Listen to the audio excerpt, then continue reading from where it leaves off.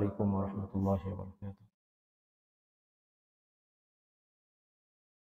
الحمد لله رب العالمين والعاقبة للمتقين ولا عدوان إلا على الظالمين وأشهد أن لا إله إلا الله وحده لا شريك له إله الأولين والآخرين قيوم السماوات والأرضين وأشهد أن محمدا عبده ورسوله وصفيه من خلقه وحبيبه أما بعد. يقول الله سبحانه وتعالى في كتابه العزيز: قال الذين لا يرجون لقاءنا ائت بقرآن غير هذا أو قل ما يكون لي أن أبدله من تلقاء نفسي إن أتبع إلا ما يوحى إلي. وقال رسول الله صلى الله عليه وسلم: من يرد الله به خيرا يفقهه في الدين. وعن ابن عباس وعن ابن مسعود وعن عبد الله بن مسعود رضي الله تعالى عنه أنه قال: إنكم في زمان كثير فقهاؤه قليل خطباؤه قليل صواله كثير معتوه العمل فيه قائد للهوى وسيأتي من بعدكم زمان قليل فقهاؤه كثير خطباؤه كثير صواله قليل معتوه الهوى فيه قائد للعمل.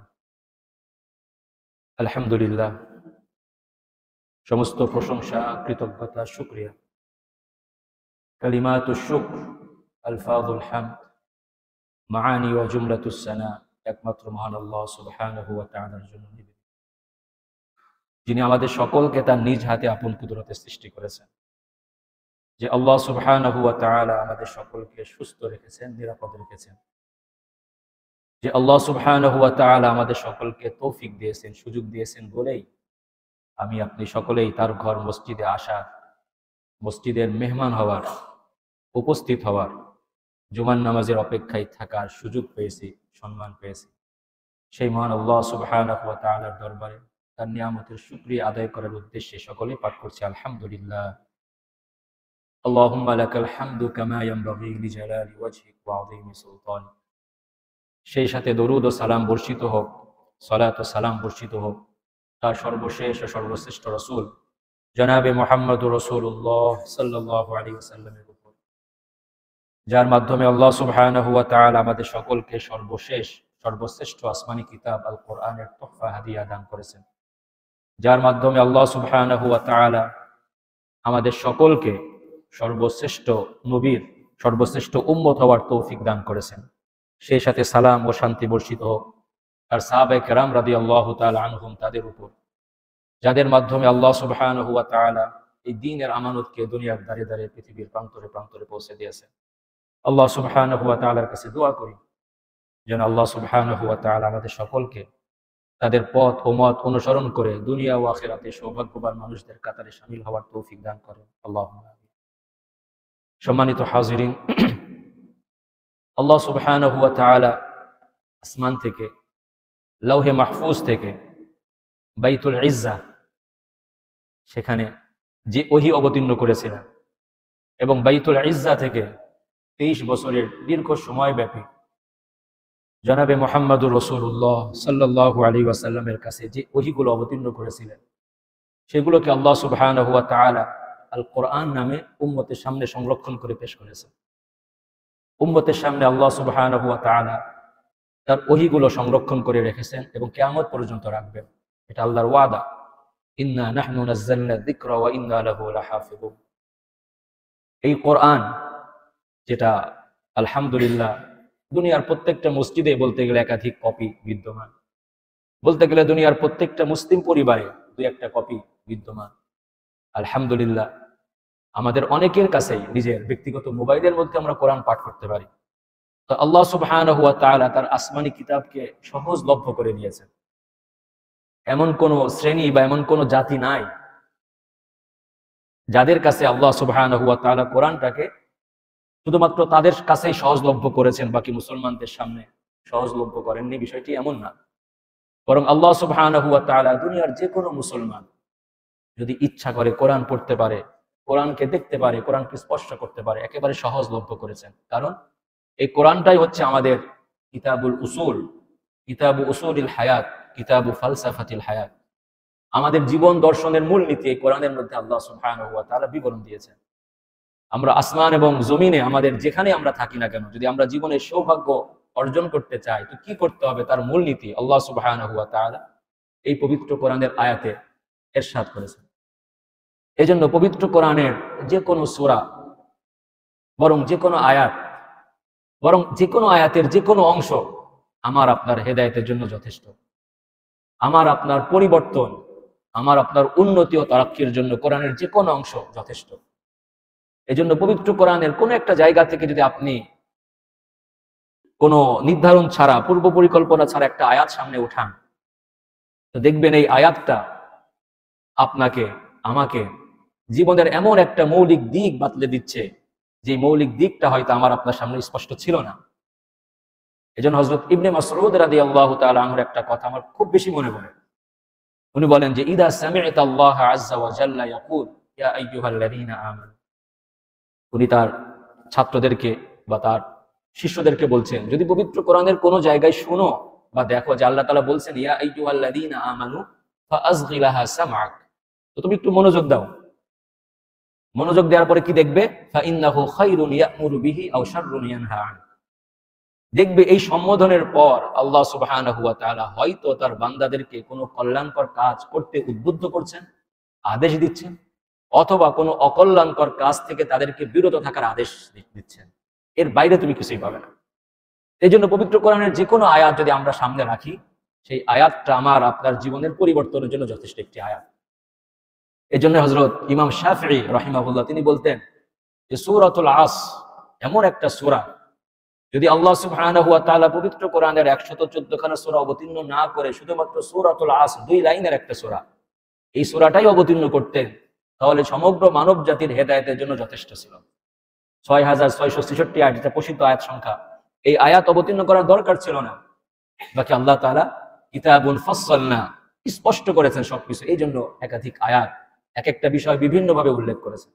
তো পবিত্র কোরআনের একটি আয়াত আল্লাহ তাআলা সূরা জুমারের মধ্যে বলতেছেন, কুল ইয়া ইবাদিল্লাযীনা আমানু, হে নবী আপনি বলে দিন, আপনি আপনার উম্মতকে বলে দিন যে তোমাদের প্রতিপালক ইরশাদ করছেন ইয়া ইবাদিল্লাযীনা আমানু, হে আমার ওই সমস্ত বান্দারা যারা ঈমান এনেছো, কি করতে হবে? ইত্তাকু রাব্বাকুম। এই যে দুইটা শব্দ ইত্তাকু রাব্বাকুম, তোমরা তোমাদের প্রতিপালককে ভয় করো।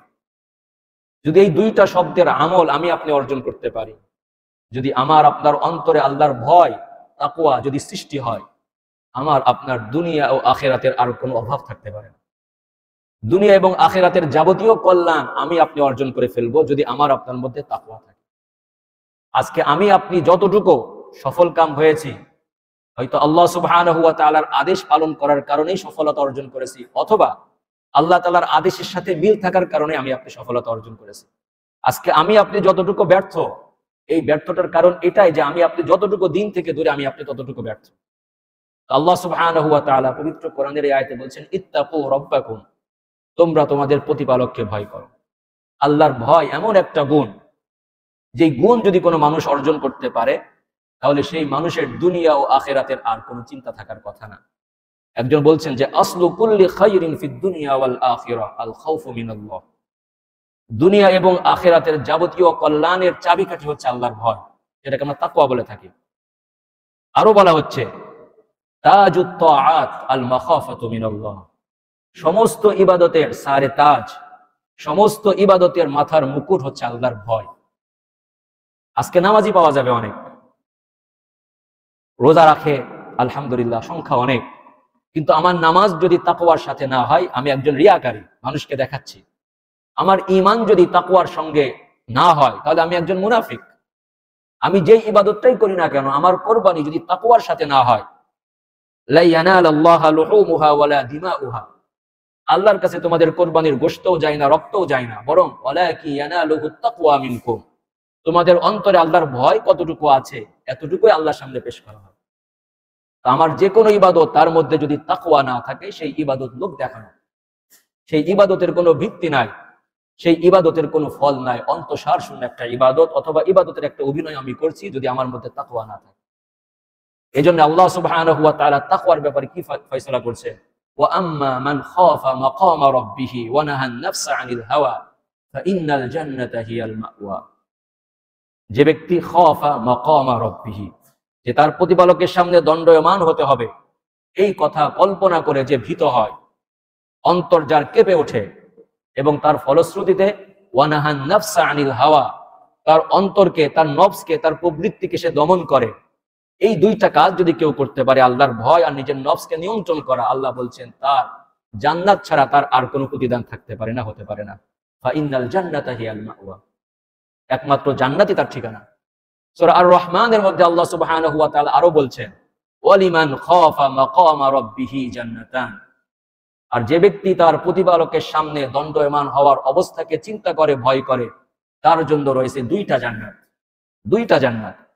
কেউ কেউ বলছেন দুই জান্নাতের ব্যাখ্যা কি, কেউ কেউ বলছেন এক জান্নাত আখিরাতের জান্নাতের আগেই আল্লাহ সুবহানাহু ওয়া তাআলা তার দুনিয়ার জিন্দেগির মধ্যে দান করবেন, অর্থাৎ তার জিন্দেগিকে এত সুন্দর আল্লাহ সুবহানাহু ওয়া তাআলা করবেন যে সে দুনিয়াতে থেকে জান্নাতের স্বাদ আস্বাদন করতে থাকবে। সুবহানাল্লাহি ওয়া বিহামদিহি। এই জন্য সম্মানিত উপস্থিতি, পবিত্র কোরআনের এই আদেশ, ইত্তাকু রাব্বাকুম, তোমরা তোমাদের প্রতিপালককে ভয় করো, যদি এই আদেশকে আমরা আমাদের জীবনে বাস্তবায়ন করতে পারি, এটা বলা সহজ, আমি যত সহজে বলছি, আমল করা, অর্জন করা এত সহজ না। আল্লাহ তাআলা আমাদের সকলকে, আমাকে, আপনাদের সকলকে, আমাদের সকলকে তাকওয়ার গুণ অর্জন করার তৌফিক দান করুক, আল্লাহুম্মা আমিন। সম্মানিত উপস্থিতি, আল্লাহ সুবহানাহু ওয়া তাআলা আমার আপনার দুনিয়া এবং আখিরাতের পরিপূর্ণ সফলতা একমাত্র দ্বীনে মুবিন, দ্বীনে হক, ইসলামের পরিপূর্ণ অনুসরণের মধ্যে রেখেছেন। আবার বলছি, আল্লাহ সুবহানাহু ওয়া তাআলা আমার আপনার দুনিয়া ও আখিরাতের পরিপূর্ণ সফলতা একমাত্র দ্বীনে মুবিন, দ্বীনে হক, ইসলামের পরিপূর্ণ অনুসরণের মধ্যে নিহিত রেখেছেন।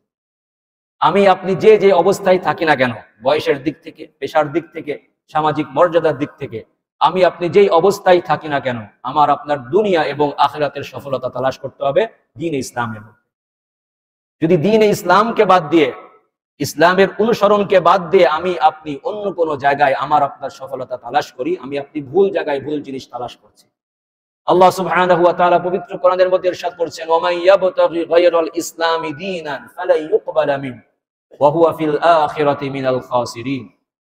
ওয়া মান ইয়াবতাগি গায়রাল ইসলামি দীনান, যদি কোনো ব্যক্তি ইসলামকে বাদ দিয়ে অন্য কোনো জীবন ব্যবস্থাকে, অন্য কোনো ইজমকে, অন্য কোনো মাযহাব মতবাদকে তার দ্বীন হিসাবে গ্রহণ করতে চায়, ফালা ইউকবালা মিন, তার থেকে সেই আমল, তার থেকে সেই আচরণ কখনোই কশ্চিনকালেও গ্রহণ করা হবে না। ওয়া হুয়া ফিল আখিরাতি মিনাল খাসিরিন, এবং সে কাল কিয়ামতের দিন ক্ষতিগ্রস্ত মানুষদের কাতারে তার স্থান থাকবে। এজন্য আমি আপনি যদি সফলতা অর্জন করতে চাই, সফলতার স্থান হচ্ছে আমার আপনার দ্বীনে মুবিন, দ্বীনে হকের অনুসরণ করার মধ্যে। আল্লাহ সুবহানাহু ওয়া তাআলা আমাকে আপনাকে যে দ্বীন দান করেছেন, এই দ্বীন আল্লাহ সুবহানাহু ওয়া তাআলা বলছেন, ইন্নাদ দীনা ইনদাল্লাহিল ইসলাম, আল্লাহর কাছে জীবন ব্যবস্থা হিসাবে একমাত্র ইসলামই মনোনীত, ইসলাম ছাড়া অন্য কিছুর স্থান আল্লাহ সুবহানাহু ওয়া তাআলার কাছে নাই। এই দ্বীনের মূল কথা হচ্ছে কিছু করণীয়, কিছু বর্জনীয়। হযরত আদম আলাইহিস সালামকে আল্লাহ সুবহানাহু ওয়া তাআলা জান্নাতের মধ্যে রাখার পরে বললেন, ইয়া আদম উসকুন আনতা ওয়া যাওজুকাল জান্নাহ ওয়া কুলা মিনহা রাগাদান হাইসু শি'তুমা ওয়া লা তাকরাবা হাযিহিশ শাজারাতা ফাতাকুনা মিনাল যালিমিন। হযরত আদম আলাইহিস সালাম এবং হযরত হাওয়া আলাইহিস সালাম দুইজনকে জান্নাতে স্থান দেওয়ার পর আল্লাহ সুবহানাহু ওয়া তাআলা তাদেরকে অনুমতি দিলেন এবং একটা জায়গা থেকে, একটা বিষয় থেকে নিষেধ করলেন, উসকুন আনতা ওয়া যাওজুকাল জান্নাহ, হে আদম তুমি এবং তোমার সঙ্গিনী হযরত হাওয়া উভয়ে তোমরা জান্নাতে বসবাস করতে থাকো। করণীয় কি? ওকুলা মিনহা রাগাদান হাইসু শি'তুমা, জান্নাতের এই সুবিশাল ময়দান থেকে, বাগ বাগিচা থেকে, যেখান থেকে তোমাদের ইচ্ছা খাও, ভক্ষণ করো, আহার করো, অনুমতি দিলাম। ওয়ালা তাকরাবা হাযিহিশ শাজারা, শুধুমাত্র এই গাছটার নিকটবর্তী হয় না, এটা তোমাদেরকে নিষেধ করলাম। কিন্তু আল্লাহ তাআলার মানসা ছিল অন্য কিছু। হযরত আদম আলাইহিস সালাম সেই নিষিদ্ধ যে কাজ থেকে বা যে আমল থেকে আল্লাহ তাআলা তাকে বিরত থাকতে বললেন, তার দ্বারা সেই কাজটা হয়ে গেল। আমি বলতে চাচ্ছি যে আল্লাহ সুবহানাহু ওয়া তাআলা দ্বীনের মূল কথা হচ্ছে করো, করো না। এইভাবে আল্লাহ সুবহানাহু ওয়া তাআলা আমাদেরকে একটা পরিপূর্ণ দ্বীন, জীবন ব্যবস্থা দান করেছেন, যে জীবন ব্যবস্থা জনাবে মুহাম্মদুর রাসূলুল্লাহ সাল্লাল্লাহু আলাইহি ওয়াসাল্লাম হাতে কলমে তার সাহাবায়ে কেরামকে শিক্ষা দিয়ে গেছেন। তো দিনের প্রতি যদি আমি আপনি আমল করতে চাই, তো আমলের পূর্ব শর্ত হচ্ছে দিনকে বুঝা, দিনকে উপলব্ধি করা। এবং দিনকে আমি আপনি বুঝবো কিভাবে? নিজের আকল দ্বারা, নিজের বুদ্ধি দ্বারা না, আল্লাহ এবং রসুল যেভাবে আমাদেরকে বুঝতে বলেছেন। দিনকে বুঝার কিছু মূলনীতি রয়েছে, উসুল রয়েছে। সেই উসুলের বাইরে যদি যাই, আমি আপনি দিনকে বুঝবো আমার আপনার নিজের আকল দ্বারা, নিজের মেধা দ্বারা, নিজের মেজাজ দ্বারা। সেইভাবে যদি আমি আপনি বুঝি, দিনের মধ্যে আমি আপনি বিকৃতি সাধন করব। বাকি এই কথার অর্থ এই না যে আল্লাহ সুবহানাহু ওয়া তাআলা আমাদেরকে আকল ব্যবহার করতে নিষেধ করেছেন, এমন না। বরং আকল তো হচ্ছে আমার আপনার দিনকে বোঝার প্রথম ভিত্তি। কারণ একজন মানুষ যদি তার আকলকে ব্যবহার করতে না পারে, সে শরীয়তের দৃষ্টিতে মুকাল্লাফই না, তার উপর শরীয়ত কোনো বিধানই দেয়নি, সে একজন শরীয়তের বাইরের মানুষ। শরীয়তের বিধিবিধান আমার উপর তখনই আসবে যখন আমি আমার আকলটাকে সঠিক কাজে ব্যবহার করতে পারছি। হযরত ইমাম গাযালী রাহমাতুল্লাহ আলাইহি একটা সুন্দর উক্তি করেছেন যে আকলের সাথে দ্বীনের সম্পর্ক, ওহীর সম্পর্ক কি। উনি বলতেছেন যে আল ওয়াহয়ু আকলুন মিনাল খারিজ ওয়াল আকলু ওয়াহয়ুন মিনাদ দাখিল। উনি বলতেছেন যে আল্লাহ তাআলা যে ওহী অবতীর্ণ করেছেন, এটা মানব জাতির জন্য বহিরাগত একটা আকল, একটা বুদ্ধি। আর যে আকল আল্লাহ সুবহানাহু ওয়া তাআলা আমাদেরকে জন্মগতভাবে দিয়েছেন, সেই আকলটা হচ্ছে আমাদের ভিতরগত একটা ওহী।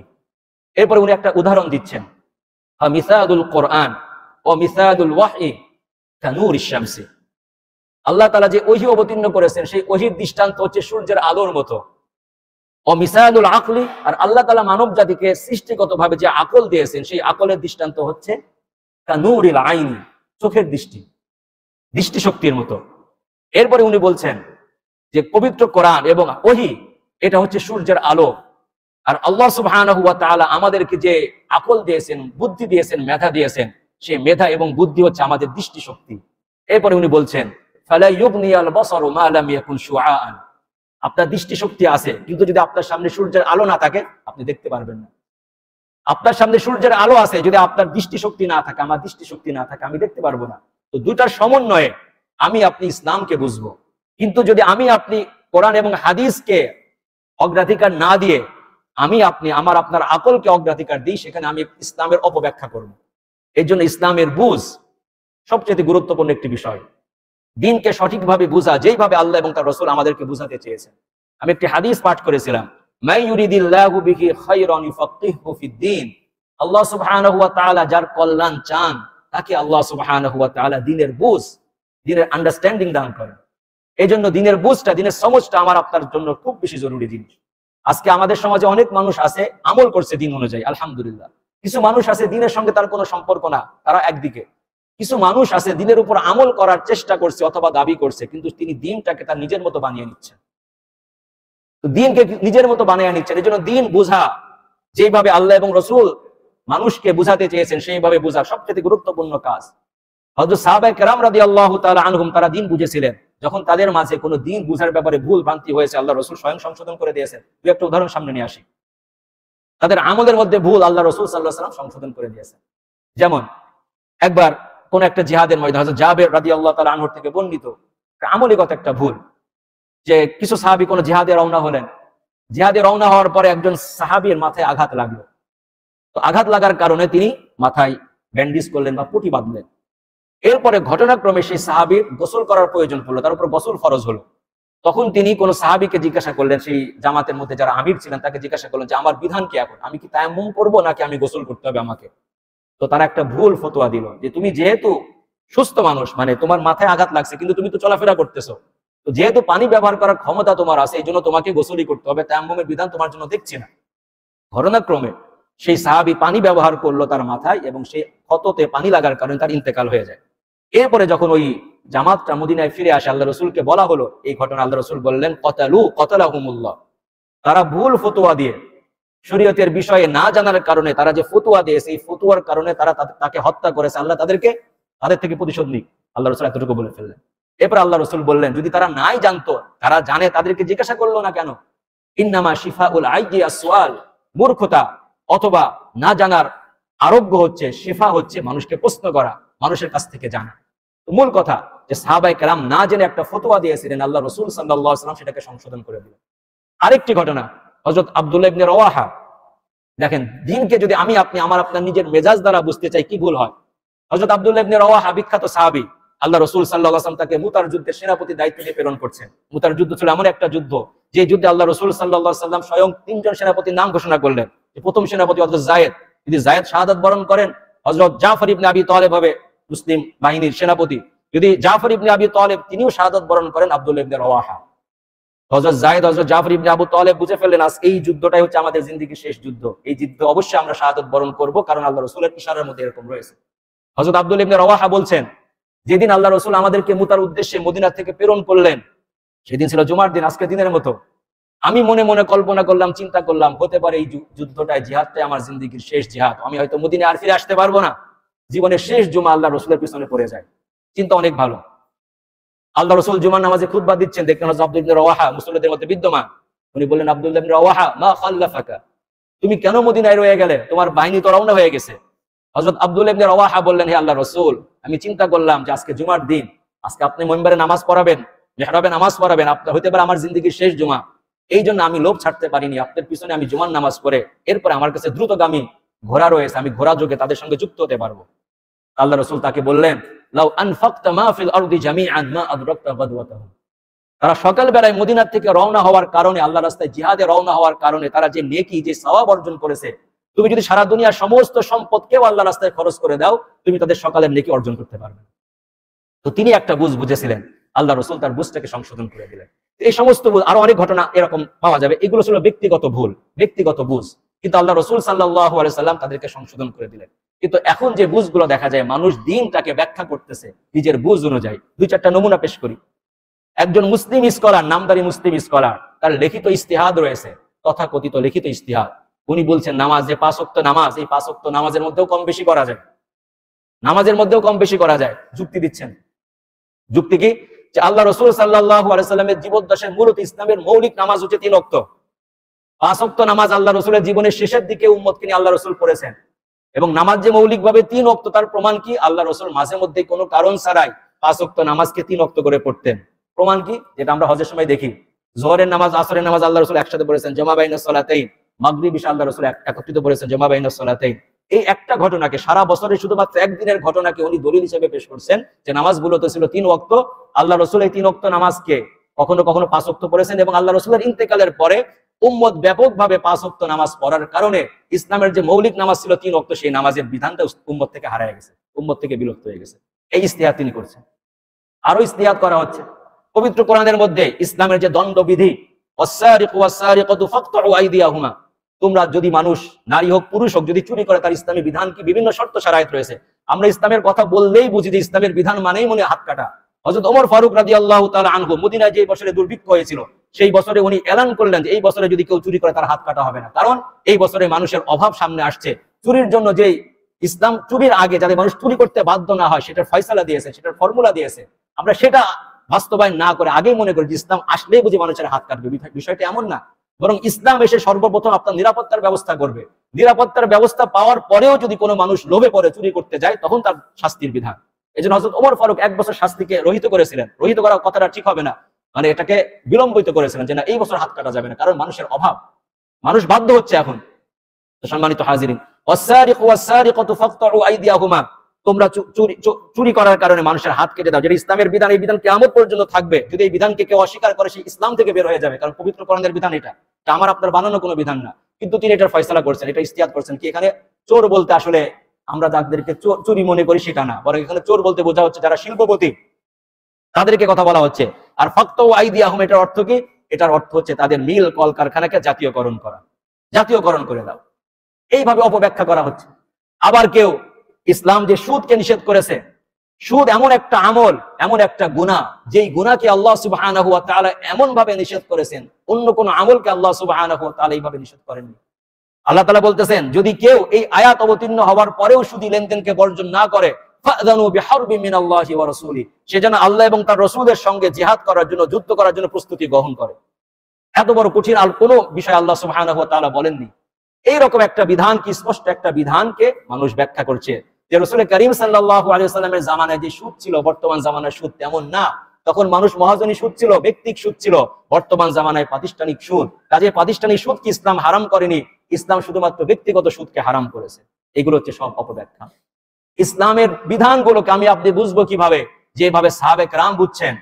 কারণ আমরা যখন ইসলামের কোন বিধানকে ব্যাখ্যা করার চেষ্টা করে কিছু মানুষ, তারা মনে করে ইসলামের আয়াত, কোরআনের আয়াতগুলো বুঝে আজকে অবতীর্ণ হয়েছে, 1500 বছর যাবত বুঝে এই আয়াতটা দুনিয়াতে ছিল না, মনে হয় মানুষ এই আয়াতের উপর আমল করেনি, আমি প্রথম ব্যাখ্যা দিচ্ছি, আমার ব্যাখ্যার পরে মানুষ আমল করবে। এই জন্য সম্মানিত হাজিরিন, দ্বীন আমাদের কাছে স্পষ্ট। আল্লাহ সুবহানাহু ওয়া তাআলা দ্বীনটাকে স্পষ্ট করে নাজিল করেছেন। আল্লাহ রাসূল সাল্লাল্লাহু আলাইহি ওয়াসাল্লামের ব্যাপারে আমরা কি বলি যে আল্লাহ রাসূল আমাদেরকে রেখে গেছেন আলাল মাহাজ্জাতিল বাইদা লাইলুহা কানাহারিয়া। এই দিনের রাত যেমন স্পষ্ট, তেমনি তার দিনও স্পষ্ট। এই দিনের কোনো বিধান অস্পষ্ট না। আজকে নতুন করে যদি দ্বীনটাকে কেউ ব্যাখ্যা করতে চায় নিজের মন করা ব্যাখ্যার মাধ্যমে, নিজের মেজাজ অনুযায়ী, সেটা দ্বীন হবে না, সেটা দ্বীনের বাইরে, দ্বীনের বিকৃতি হবে। এই জন্য সম্মানিত হাজিরিন, আজকে কিছু মানুষের কাছে, এগুলো তো তথাকথিত কিছু বুদ্ধিজীবীর কথা বললাম, আজকে আমি আপনি ব্যক্তিগত ভাবেও দ্বীনটাকে অনেকটা নিজের মর্জি মাফিক ব্যাখ্যা করে আমল করার চেষ্টা করি। আজকে অনেক মানুষ এমন পাওয়া যায় যে ভাই জাকাত প্রতি বছর কেন দিতে হবে? আমরা তো আমাদের সম্পদের আয়কর বছরে একবার দিয়ে থাকি, জীবনে একবার দিয়ে থাকি, তারপরে আর দিতে হয় না। যে সম্পদের জাকাত আমি একবার দিলাম, সেটা কেন পরের বছর আবার দিব? আমার তো সম্পদ, ওইটা তো গত বছরে আমি দিয়েছি। আবার অনেকে জাকাত কেমন, তো সরকার আমার ইনকাম থেকে আয়কর নিয়ে নিচ্ছে, ইনকাম ট্যাক্স নিচ্ছে, আমাকে আবার জাকাত কেন দিতে হবে? সরকার যদি আমার সম্পদ থেকে 50 ভাগ নিয়ে ফেলে, অর্ধেক নিয়ে ফেলে, এরপরে আমার জাকাত আদায় হবে না, কারণ জাকাত আমার শরীয়তের বিধান। বাকি যদি সরকার আমার থেকে জাকাত নিয়ে ফেলে, যেটা ব্যবস্থা রয়েছে, যেমন মালয়েশিয়ার মতো দেশে রয়েছে, আপনি যদি সম্মতি থাকেন আপনার বেতন থেকে সরকার জাকাতের অংশ উঠায় বসুল করে নিবে, এটা আপনার সম্মতির উপর নির্ভর করছে। কিন্তু আমাদের যেহেতু এই সিস্টেম নাই, তাদের সরকার আমার থেকে যেটা নিচ্ছে সেটা অন্য জিনিস, সেটা জাকাতের জায়গায় আসতে পারে না। সুতরাং সেটাকে আমি ব্যাখ্যা করে আমি জাকাত থেকে বেঁচে থাকার চেষ্টা করছি, এটা শরীয়তের অপব্যাখ্যা। আজকে নামাজের ব্যাপারে, জামাতের ব্যাপারে আমি আপনি কত কিছু ব্যাখ্যা করছি। এই জন্য সম্মানিত হাজিরিন, দিনটা যেন আমার ব্যাখ্যার খেলনায় পরিণত না হয়। দিনটাকে আমাকে ওইভাবেই বুঝতে হবে যেইভাবে আল্লাহ রাসূল সাল্লাল্লাহু আলাইহি সাল্লাম তার সাহাবায়ে কেরামের সামনে ব্যাখ্যা করেছিলেন। আল্লাহ রাসূল বলেছেন, সাল্লু কামা রাআইতুমুনি উসাল্লি, যেইভাবে আমাকে নামাজ পড়তে দেখেছো সেইভাবে নামাজ পড়ো। খুদু আন্নী মানাসিকাকুম, তোমরা আমার থেকে হজের বিধানগুলো গ্রহণ করো। লাআল্লি লা আলকাকুম বা'দা হাদাল আমী আবাদা, হতে পারে এই বছরই আমি জিন্দেগীর শেষ বছর যাপন করছি, এরপরে তোমরা আমাকে পাবে না। তো আল্লাহ রাসূল উম্মতকে আলাল মাহাজ্জাতিল বাইদা, সুস্পষ্ট ভিত্তির উপর রেখে গিয়েছেন। পবিত্র কোরআনের আয়াত, অবশ্যই একজন মুজতাহিদ তিনি ইজতিহাদ করবেন, কিয়াস করবেন, যেগুলো শরীয়তের পরিভাষা। কিন্তু কিয়াস করার অর্থ এই নয় যে এর পিছনে কোনো উসুল থাকবে না, এর পিছনে কোনো মূলনীতি থাকবে না, আপনার মনে যে রকম চাই সেইভাবে আপনি ইসলামের ব্যাখ্যা দিবেন। এই সুযোগ ইসলাম আপনাকে দেয়নি, এই সুযোগ ইসলাম আমাকে দেয়নি।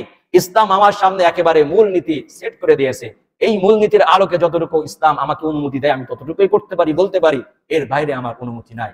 হযরত আব্দুল ইবনে মাসউদ রাদিয়াল্লাহু তাআলা আনহুর একটা হাদিস, একটা আসার আমি পাঠ করেছিলাম। উনি বলছেন, ইন্নাকুম ফি জামানিন, তোমরা, উনি ওনার শিষ্যদেরকে সম্বোধন করে বলছেন যে তোমরা আমার একটা জামানায় বিরাজ করছো, কাসীরিন ফুকাহাউহু কালীলিন খুতাবাউ, যেই জামানায় ফকিহদের সংখ্যা বেশি, বক্তাদের সংখ্যা কম।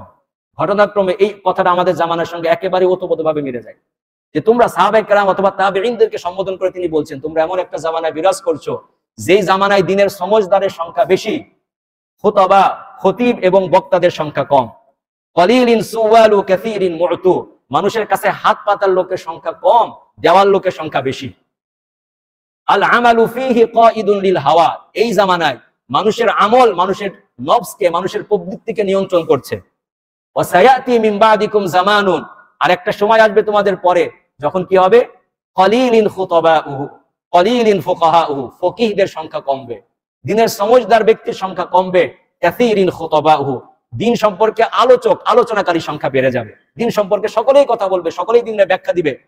এবং কাসীরিন সুওয়ালু, মানুষের কাছে হাত পাতার সংখ্যা বাড়বে। কলিলিন মু'তু, কিন্তু দেওয়ার সংখ্যা কমে যাবে। আল হাওয়া ফীহি কাঈদুন লিল আমাল, মানুষের নফস মানুষকে কাজ করতে, আমল করতে বাধ্য করবে। অর্থাৎ মানুষের নফসের সাথে মানুষের আমলের একটা দ্বন্দ্ব। সাহাবায়ে কেরামের জামানায় আমল মানুষের নফসকে নিয়ন্ত্রণ করত, আর আমাদেরকে আমাদের নফস আমাদের আমলকে নিয়ন্ত্রণ করছে। আমাদের মন যা চায় আমরা সেটাই করছি। আমাদের মন যদি কোনো ভালো কাজ করতে চায় আমরা করি, যদি মন কোনো ভালো কাজ করতে না চায়, মনকে নিয়ন্ত্রণ করার শক্তি আমরা হারিয়ে ফেলছি। হযরত আব্দুল ইবনে মাসউদ রাদিয়াল্লাহু তাআলা আনহু এই কথাই বলতেছেন এখানে। পবিত্র কোরআনের সূরা ইউসুফের একটি আয়াত তেলাওয়াত করেছিলাম। আল্লাহ তাআলা বলছেন, ক্বালাল্লাযীনা লা ইয়ারজুনা লিকাআনা, আর যারা আমার সঙ্গে সাক্ষাৎ করাকে পছন্দ করে না, তারা আমার নবীকে বলে, ইতি বিকুরআনিন গায়রি হাদা, হে নবী, হে আল্লাহর নবী, আপনি এই কোরআনকে বাদ দিয়ে আরেকটা কোরআন নিয়ে আসেন। আও বাদদিলহু, অথবা কোরআনের বিধানকে, কোরআনকে পাল্টায় ফেলেন, কোরআনকে আপনি পাল্টায় ফেলেন। আল্লাহ রাসূল কি বলতেছেন, ইতি বিকুরআনিন গায়রি হাদা উবাদদিল কুল মা ইয়াকুনু লি আন উবাদদিলাহু মিন তিলকাই নাফসি। এজন্য আপনি বলে দিন কে কোরআনকে আমি আমার পক্ষ থেকে পাল্টাতে পারি না। কোরআনের যে বিধান সেই বিধানটাই আমি পালন করতে বাধ্য। তোমরা যেমন বাধ্য, আমি আমার রবের প্রতিপালকের পক্ষ থেকে বাধ্য। এই কোরআনকে পাল্টানোর ক্ষমতা আমার নাই। কাজেই পবিত্র কোরআন যেভাবে আমাদের সামনে এসেছে, আছে আমাদের সামনে, হাদিসে পাক যেভাবে আমাদের কাছে রয়েছে, আমাদের সামনে রয়েছে, সেইভাবে মূলনীতির ভিত্তিতে আমাকে আপনাকে কোরআন বুঝতে হবে, হাদিস বুঝতে হবে। হযরত আব্দুল্লাহ ইবনে মাসউদের আরেকটা ছোট্ট হাদিস, সায়াতি জামানুন তাকুনু সুন্নাতু ফীহি বিদআ ওয়াল বিদআতু ফীহি সুন্নাহ। এমন একটা জামানা আসবে যেই জামানায় আমার রাসূলের সুন্নাতগুলো বেদাতে পরিণত হবে, বেদাতগুলো সুন্নতে পরিণত হবে। ওয়াল মা'রুফু মুনকারান ওয়াল মুনকারু মা'রুফান। এবং মা'রুফ ভালো কাজ মানুষের সামনে খারাপ কাজে পরিণত হবে, আর খারাপ কাজ মানুষের সামনে ভালো কাজে পরিণত হবে। আল্লাহ সুবহানাহু ওয়া তাআলা আমাদের সকলকে এই ফিতনা থেকে, এই অপব্যাখ্যা থেকে হেফাজত করুক, সবাই বলে আমিন। ওয়া আখিরু দাওয়ানা আলহামদুলিল্লাহি রাব্বিল আলামিন। একটা ছোট্ট এলান, আমরা সকলেই জানি যে আমাদের এই মসজিদে, কেন্দ্রীয় মসজিদে প্রতি সপ্তাহের সোমবারে বিষয়ভিত্তিক তাফসীর কোরআন মাহফিল হয়ে থাকে। প্রতি সপ্তাহে বাদ মাগরিব সোমবার বিষয়ভিত্তিক তাফসীর ও কোরআন মাহফিল হয়ে থাকে। আমাদের সম্মানিত ভিসি মহোদয় এটা শুভ উদ্বোধন করেছিলেন কয়েক মাস পূর্বে। আলহামদুলিল্লাহ পরে এক সপ্তাহ এটা বন্ধ থাকেনি, প্রতি সপ্তাহে চলছে। এবং আমাদের বিশ্ববিদ্যালয়ের জ্ঞানী গুণী অধ্যাপকগণ তারা এখানে আলোচনা করে থাকেন। তো আমি সেই দাওয়াতটা ইতিপূর্বেও দেওয়া হয়েছে, আবার নতুন করে আজকে এই জুমার নামাজের পূর্বে দিচ্ছি যে সামনের সপ্তাহেও গত সপ্তাহের মতো আমাদের আলোচনা রয়েছে। আমাদের আগামী সোমবারে ইনশাআল্লাহ আমাদের এই তাফসীরুল কোরআন মাহফিলের বিষয়বস্তু হচ্ছে আল কোরআনের আলোকে, আল কোরআন এবং হাদিসের আলোকে খাদ্য ও পুষ্টি। একটা ইউনিক বিষয়, আল কোরআন এবং হাদিসের আলোকে খাদ্য এবং পুষ্টি, এই বিষয়ে আলোচনা করবেন আমাদের অ্যাপ্লাইড নিউট্রিশন এবং ফুড টেকনোলজির সম্মানিত অধ্যাপক doctor Mohammad Abul Kasem sir. Doctor Mohammad Abul Kasem sir আমাদের সামনে আগামী সোমবারে আল কোরআনের আলোকে খাদ্য এবং পুষ্টি সম্পর্কিত গুরুত্বপূর্ণ আলোচনা করবেন। সকলকে দাওয়াত দিয়ে রাখলাম। ইনশাআল্লাহ আমরা সকলেই চেষ্টা করি সোমবার বাদ মাগরিব এখানে উপস্থিত হওয়ার চেষ্টা করি। আল্লাহ তাআলা আমাদের সকলকে তৌফিক দান করুক। ওয়া আখিরু দাওয়ানা আলহামদুলিল্লাহি রাব্বিল আলামিন।